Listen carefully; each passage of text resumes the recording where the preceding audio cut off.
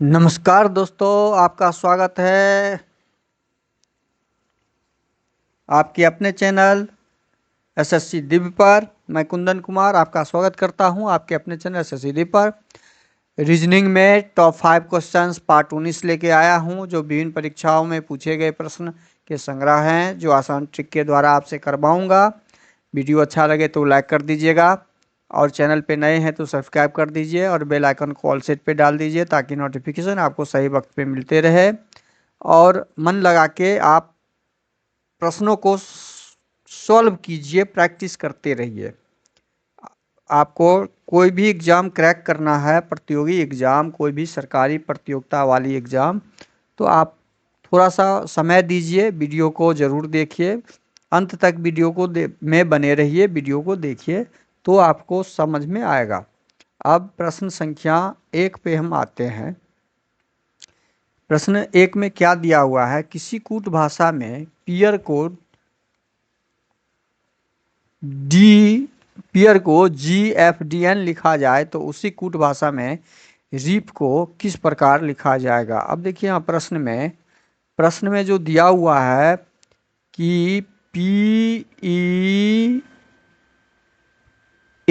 इसको क्या लिखा है? ये GFDN में बदल दिया। अब इसको GN में DN में बदल दिया, तो हमें बदलना किसको है? REAP को बदलना है। किस में बदलना है? वही इसका ऑप्शन आंसर निकलेगा। अब हमें ये पैटर्न क्या निकलेगा, इसमें क्या रिलेशन बन रहा है वो देखना है। PGEFADRN में कोई नंबर का रिलेशन नहीं बन रहा है। अब P के जगह पे G सीधा डाल दिया, ए के जगह पे F डाल दिया, ए के जगह पे D डाल दिया, R के जगह पे N डाल दिया। बस यही इसमें कॉड गुड घुसा हुआ है, लगा हुआ है, बना हुआ है कि ठीक उस लेटर को उसके जगह पे डाल दिया। क्योंकि ये पियर जो वर्ड है, इसका जितना भी लेटर है वो सारा लेटर का ही कोड हमें निकालना है यहाँ पे। अब इस आधार पे आर का कोड जब हम निकालने के लिए आएंगे तो आर का कोड यहाँ पे क्या दिया हुआ है? एन। आर का कोड इसमें क्या दे दिया है? एन दे दिया है। तो हम क्या करेंगे? आर के जगह पे क्या लिखेंगे? एन लिखेंगे। आर के जगह पे ई का कोड क्या हो जाएगा? ई के जगह पे इसमें क्या डाला हुआ है? एफ। तो ई के जगह पे क्या डाल देंगे हम? एफ। ए के जगह पे क्या डालेंगे? चूंकि ए के जगह पे यहाँ पे डी डाला हुआ है, ये डी, तो हम ए के जगह पे डी डाल देंगे। पी के जगह पे क्या हो जाएगा? पी के जगह पे क्या है? यहाँ पे जी है, तो पी के जगह पे हम यहाँ पे जी डाल देंगे। ठीक पैटर्न इसका इसमें डाल दिए। ये NFDG जिस ऑप्शन में होगा वो ऑप्शन इसका सही आंसर होगा। जो NFDG ऑप्शन नंबर डी में दिख रहा है, ऑप्शन नंबर डी इसका सही आंसर हो जाएगा। बाकी ऑप्शन गलत ऑप्शन है। प्रश्न संख्या 2 देखते हैं। वेन आकृति से संबंधित प्रश्न है। वेन आकृति से संबंधित प्रश्न 2 या 3 प्रश्न आपके हर एक एग्जाम में आ जाते हैं। आप इसे ज़रूर सही तरीके से समझ के दिमाग में लेके कीजिए, समझिए। प्रश्न संख्या 2 में क्या दिया हुआ है कि लोहा, तांबा और सोडियम, ये प्रश्न को रिपीट नहीं करना है, जानते हैं क्या प्रश्न में दिया हुआ है। अब लोहा, तांबा, सोडियम, इस आकृति में से कौन सी आकृति इस चीज लोहा, तांबा, सोडियम को दर्शाता है? अब लोहा, तांबा, सोडियम है क्या? ये तीनों तो धातु है।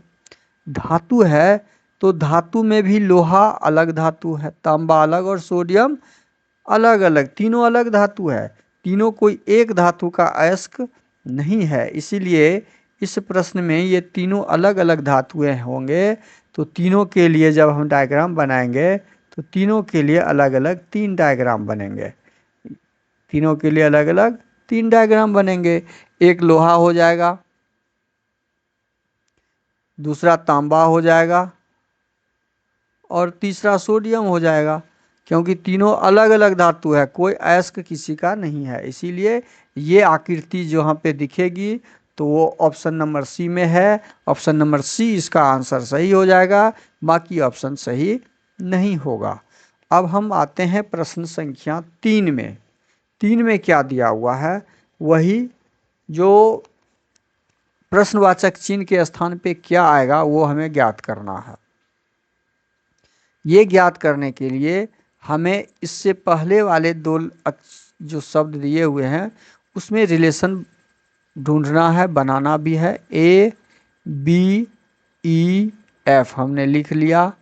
अब इसके साथ इसका क्या रिलेशन निकलेगा, वो रिलेशन निकालना होगा आई जे एम एन। अब ये दोनों का जब हम लिख लिए तो अब दोनों में से क्या संबंध बनेगा, वो संबंध बनाने लिखने के लिए, रिलेशन निकालने के लिए पहले हम इसका नंबरिंग कर देंगे। पहले क्या कर देंगे, हम नंबरिंग कर देंगे।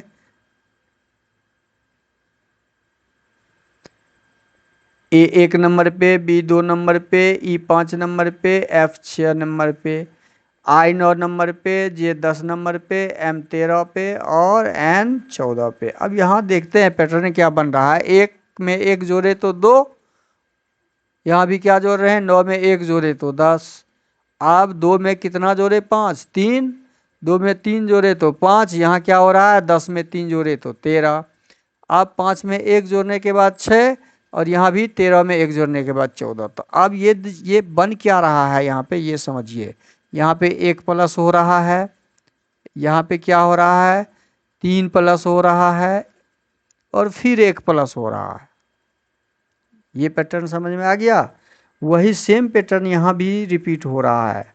ये 1 प्लस हो रहा है, ये फिर 3 प्लस कर रहा है और फिर ये एम एन 1 प्लस कर रहा है।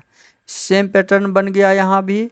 अब ये आई कैसे आएगा ये निकालने के लिए हम क्या किए हैं, 6 और देखिए 1 3 1, 1 3 1 फिर यहाँ 1 से शुरू है, तो इसका मतलब ये एफ और आई में क्या रिलेशन बन रहा है, ऐसे निकालिए। एफ आई में 3 का प्लस हो रहा है, कितना का, 3 का, 1 3 1 3 1 3 1। अब जब हम सी यहाँ पे जो डाला हुआ है प्रश्नवाचक चिन्ह के आसपास, क्या है, सी डी जी और एच, इसका रिलेशन प्रश्नवाचक चिन्ह के स्थान के साथ निकालेंगे तो क्या निकालेंगे, क्या निकलेगा, सी 3 नंबर पर पहले नंबर डालिए, डी 4 नंबर पर, जी 7 नंबर पर, एच 8 नंबर पर। अब 3 1 4 हो गया, यहाँ 1 प्लस 3 प्लस 1 प्लस और फिर यहाँ से हमें क्या लेना होगा, प्लस 3, तो 8 3 11 नंबर। 11 नंबर पे क्या होता है, के होता है। अब यहाँ जब 11 नंबर पे प्लस हो गया तो 3 के बाद फिर कितना प्लस, 1 प्लस, तो 11 1 12, 12 क्या हो जाएगा, एल। फिर यहाँ पे कितना प्लस, 3 प्लस, तो 12 3 कितना हो जाएगा, 15, 15 कहाँ पे, ओ पे 15 और फिर 1 प्लस 16, 16 मीन्स पी। ये के एल ओ पी, ये हमारा क्या आंसर निकल रहा है, के एल ओ पी। ये आंसर ऑप्शन में, जिस ऑप्शन में होगा वो ऑप्शन सही होगा, जो ऑप्शन नंबर डी दिख रहा है। Option number D typing mistake है, पहले सी होगा फिर डी, लेकिन ऑप्शन नंबर डी में ये ऑप्शन है, तो ऑप्शन नंबर डी इसका सही आंसर हो जाएगा। अब हम आते हैं प्रश्न संख्या 4 में कि किसी पासे के पार सतहों पर A B C D clockwise order में लिखा गया है तथा ई और एफ क्रमशः ऊपर और नीचे के सतह पर अंकित है। यदि सी ऊपर वाली सतह पर हो तो नीचे वाली सतह पर। अब यहाँ पे प्रश्न में दिया हुआ है, ये इस प्रकार का जो भी डाइस होगा वो समान डाइस ही होता है, ये हमेशा याद रखिएगा। अब ये समान डाइस है और प्रश्न में दिया हुआ है, प्रश्न से कि ई का उल्टा एफ और एफ का उल्टा ई डी प्रश्न में डाला हुआ है। यदि सी ऊपर वाली सतह पर हो, अब जब ई के A B C D E F 6 अक्षर मिल गया, चूंकि 6 फलक होते हैं, 6 फलक ही होंगे, 6 अक्षर ही होंगे। अब 6 अक्षर में से 2 अक्षर का हमें ज्ञात हो गया। ई का उल्टा एफ प्रश्न में दिया हुआ है, तो सी का उल्टा हमें निकालना है। सी का उल्टा क्या निकल जाएगा? जब ई का उल्टा एफ है, यहाँ मान लीजिए ई ऊपर में है, ये ई ऊपर में है, तो इसके ठीक नीचे यहाँ जो भाग होगा वो एफ यहाँ नीचे वाले भाग में आ जाएगा। एफ कहाँ पे आ जाएगा? नीचे वाले भाग में आ जाएगा। अब हम देखते हैं कि सी ऊपर वाली सतह पर हो तो नीचे, अब सी ऊपर में है तो नीचे क्या आएगा? नीचे कैसे हम निकालेंगे? नीचे कैसे निकलेगा इसमें?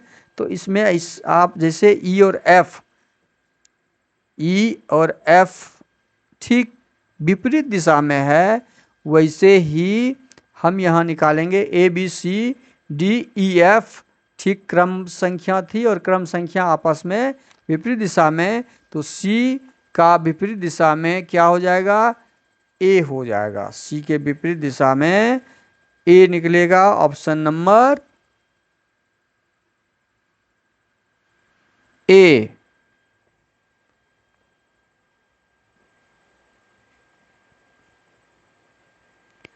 अब आते हैं प्रश्न संख्या 5 में। प्रश्न संख्या 5, वह विकल्प ज्ञात कीजिए जिसमें प्रश्न आकृति निहित हो। अब इस प्रश्न में ये आकृति किस में दिख रहा है? ये आकृति इसमें तो ए ऑप्शन नंबर, इस तरह के प्रश्न में ऑप्शन को काट के निकालना होता है। ऑप्शन जो आंसर नहीं निकलेगा उसे पहले छांट लीजिए, तो आपके पास आंसर निकल के आ जाएगा। अब इस आकृति में भी इस टाइप का आकृति नहीं दिख रहा है, ये आकृति में भी ये आकृति नहीं दिख रहा है, तो आकृति जो बचा ऑप्शन नंबर बी, इसका सही आंसर ऑप्शन नंबर बी हो जाएगा। सही आंसर क्या हो जाएगा? Option number B. वीडियो अच्छा लगे तो लाइक कर दीजिए, चैनल पे नए हैं तो सब्सक्राइब कर डालिए और दोस्तों में शेयर कर दीजिए, और नोटिफिकेशन को ऑन कर दीजिए बेल आइकन पे जाकर, ताकि नोटिफिकेशन आपको मिल जाए सही समय पे। थैंक यू, धन्यवाद, जय हिंद, जय भारत।